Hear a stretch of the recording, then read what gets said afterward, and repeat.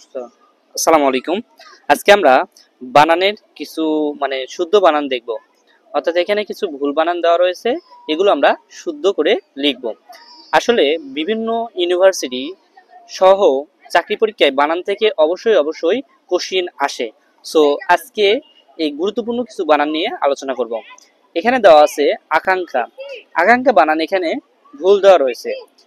বানানটা হবে সরিয়ে আ, কয় আকা, ওয়ে যুক্ত ক্ষয়ে আকা।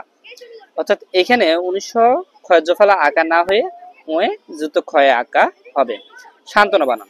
সান্ত্বনা বানান এখানে ভুল রয়েছে। সান্ত্বনা বানানটা হবে তিনটা শয়ে আকা, তিনটা নয় তয়ে বয়ে, তিনটা নয়ে আকা।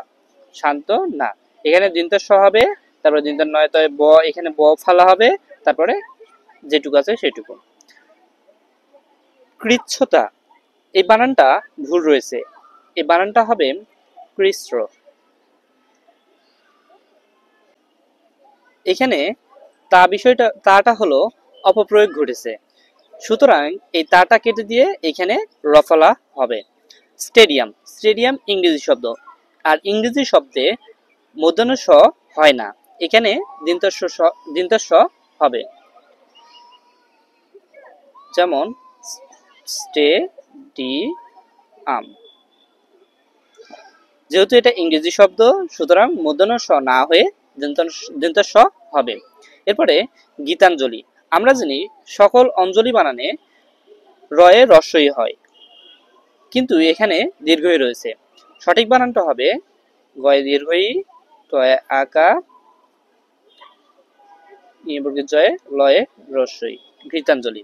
আচ্ছা, এরপরে আছে পিপিলিকা। এই বানানটা অনেক কম্পিটিটিভ এক্সামে কিন্তু এটা আসে, আর এটা অনেক সময় জটিল মনে হয়, কিন্তু আজকে আমরা একটা সূত্রের মাধ্যমে দেখব। আচ্ছা, আগে বানানটা লিখি। পয়ে রস্বই, মাঝখানেরটা দীর্ঘইকার হবে, এরপরে লয়ে রস্বই, কয়ে আকা।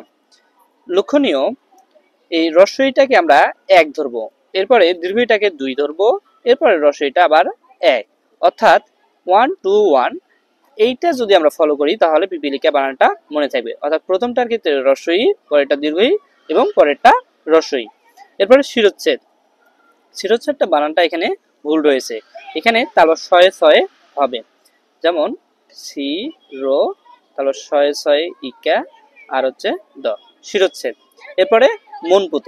মনপুত বানানে এখানে যেহেতু প রয়েছে সুতরাং এখানে বিসর্গ হবে। যেমন মন, এখানে বিসর্গ পুত, পয়সু ত। মনপুত, মনকষ্ট, এই সব ক্ষেত্রে এখানে ওকার হয়ে ওকারের বদলে বিসর্গ হবে। এরপরে জ্যোৎস্না বানান।